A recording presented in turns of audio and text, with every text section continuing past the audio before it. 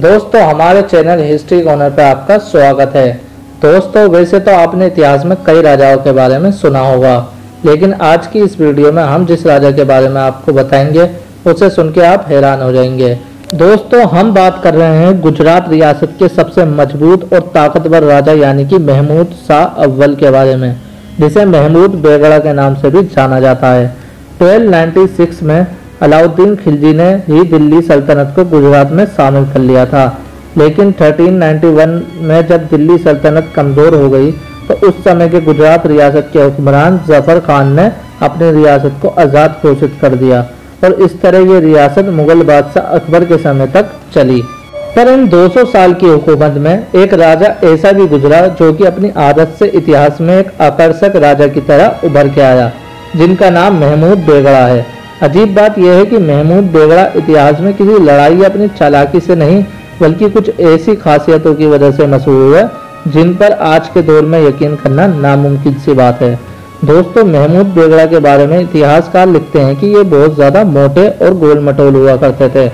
यूँ तो हर राजा के अपने अलग अलग शौक हुआ करते थे, या तो किसी राजा को शराब पसंद होती थी तो कोई नाच गाने का शौक था, पर गुजरात रियासत के राजा महमूद बेगड़ा का शौक तो अजीब ही था। वो था सिर्फ खाना खाना और सिर्फ खाना, यानी कि महमूद बेगड़ा हद से ज्यादा खाना खाने के शौकीन हुआ करते थे। इतिहासकार बताते हैं कि महमूद बेगड़ा एक टाइम में ही 35 से 40 किलो खाना खा लिया करते थे, और इतना खाना खाने के बाद भी महमूद बेगड़ा को ये महसूस हुआ करता था कि अब भी उन्हें भूख लगा करती थी।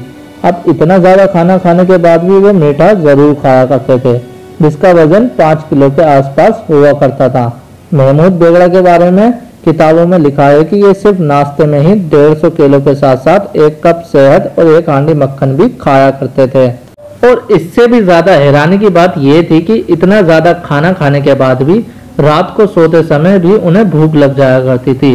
अब इस चीज को ध्यान में रखते हुए उनके बिस्तर के दोनों तरफ समोसों की प्लेट रखी जाती थी।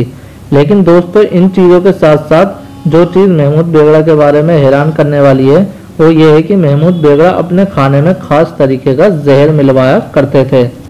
इतिहासकार इसकी वजह बताते हैं कि एक बार महमूद बेगड़ा के महल के लोगों ने ही उन्हें खाने में जहर दे दिया था, पर उनके हकीम ने न सिर्फ उनकी जान बचाई बल्कि इस जहर का तोड़ भी खोज लिया था, और यही तोड़ वो खाने में डालकर भी खाने लगे थे। और इससे यह फायदा हुआ कि हर तरीके के जहर ने महमूद बेगड़ा की बॉडी पर काम करना बंद कर दिया था। पर अब इससे परेशानी ये हुई कि महमूद बेगड़ा से जुड़ी हर चीज अब जहरीली बन चुकी थी, यहाँ तक कि उनके कपड़ों को भी सीधा जला दिया करते थे। दोस्तों हो सकता है आपको ये बातें सुनकर लगता होगा कि महमूद बेगड़ा बहुत आलसी राजा रहे होंगे, लेकिन दोस्तों असल में ऐसा नहीं था, क्योंकि इतिहास की किताबों में ऐसी कई लड़ाइयाँ हैं जो कि महमूद बेगड़ा ने लड़ी थी। आपको इनकी होशियारी का अंदाजा इसी बात से लगा सकते हैं कि इन्होंने अपने मरते दम तक उस समय की सुपर पावर पोर्तुगल से लड़ाई लड़ी थी। आखिरकार इस शासक की 1511 में मौत हो गई थी। इनकी कब्र गुजरात के अहमदाबाद में मौजूद है। दोस्तों ऐसी ही हिस्टोरिकल नॉलेज और अमेजिंग फैक्ट के लिए हमारे चैनल को सब्सक्राइब और वीडियो को लाइक करें।